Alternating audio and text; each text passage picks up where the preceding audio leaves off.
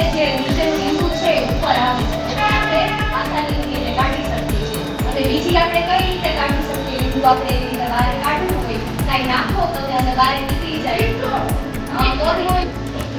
Very nice. બરોબર.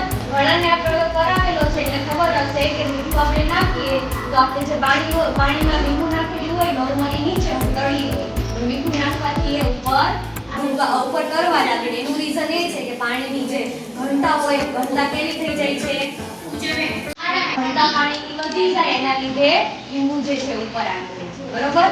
હવે બીજું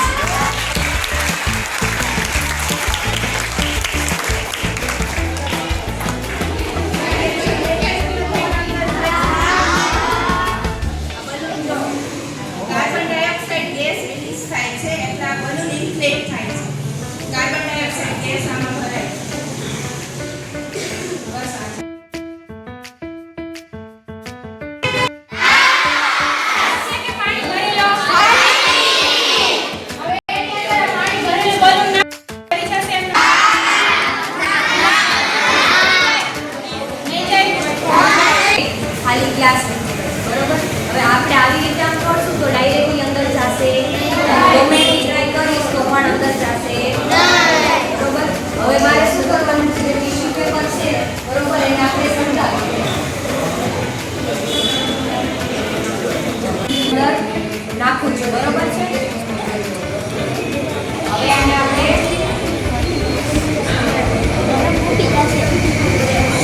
હવે ધીરે ધીરે અંદર જશે. જો જાય છે અંદર સપાટી છે ને જેટલી ગરમ થશે ને ધીરે ધીરે અંદરની તરફ એને ખેંચતું રહેશે. જો પેલા આટલું થતો તો ધીરે ધીરે ખેંચી લે છે. એનું રીઝન પણ શું છે? હવાનું દબાણ પણ અંદર આપણે કેવી ગરમ હવા છે. બરોબર. ગરમ હવાને લીધે આ જે બલૂન છે અંદરની તરફ આપણે અંદર ખેંચાય છે. હવે આ બલૂન તમે હાઇલાઇટર યુઝ કરો છો ખબર છે ને? નિયોન કલર એટલે આવા કલરની તમે હાઇલાઇટર યુઝ કરો. હવે આ પાણીને મારે પાછું વ્હાઇટ એન્ડ ટ્રાન્સપરન્ટ બનાવી દઉં, પારદર્શક બનાવી દઉં તો બનશે.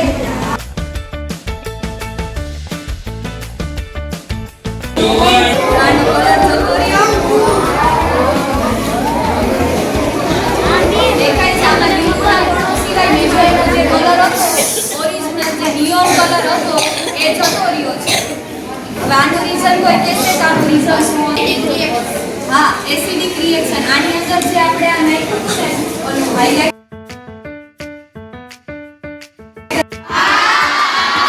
ખાલી પાણીમાં આ પાણીમાં આગ લાગશે.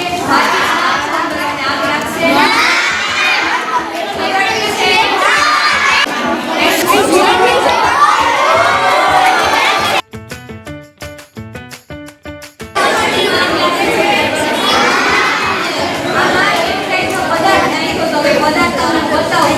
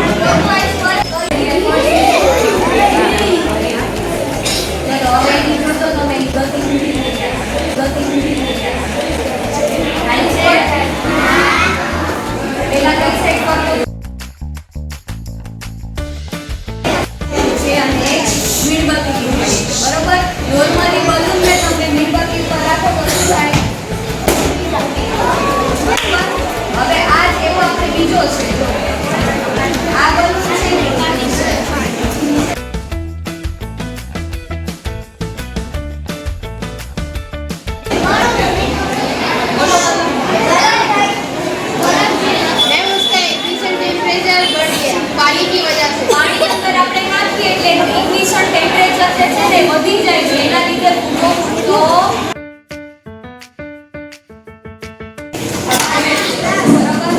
હવે એમાં